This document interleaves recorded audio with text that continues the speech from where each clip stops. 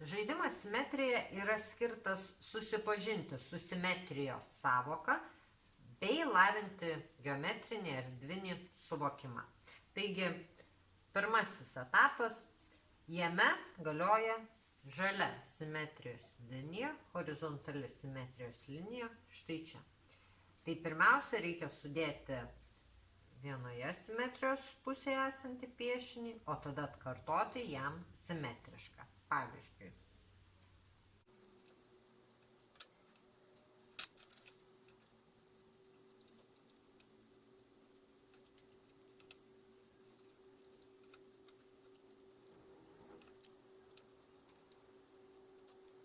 Tai turime, ne, čia nėra visai tikslu, taip.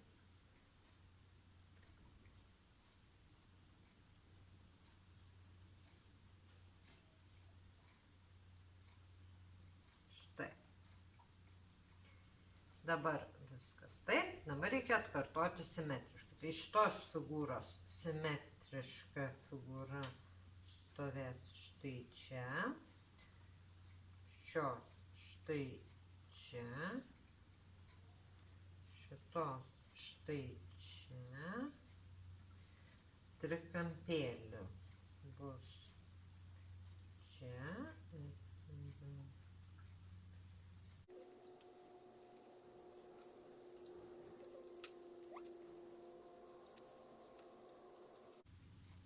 Taip, ir mums beveik baigėsi kvadratėliai, tai jau parodysiu, kaip galima gauti daugiau kvadratėlių, kai jų pritrūksta. Tai imame iš dviejų trikampėlių ir sudedame reikiamą kvadratėlį.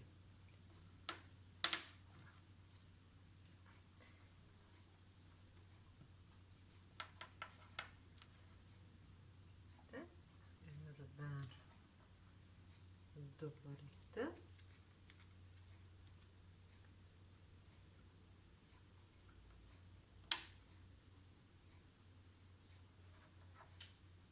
Ir paskutinis, jam simetriškas kvadratėlis yra čia.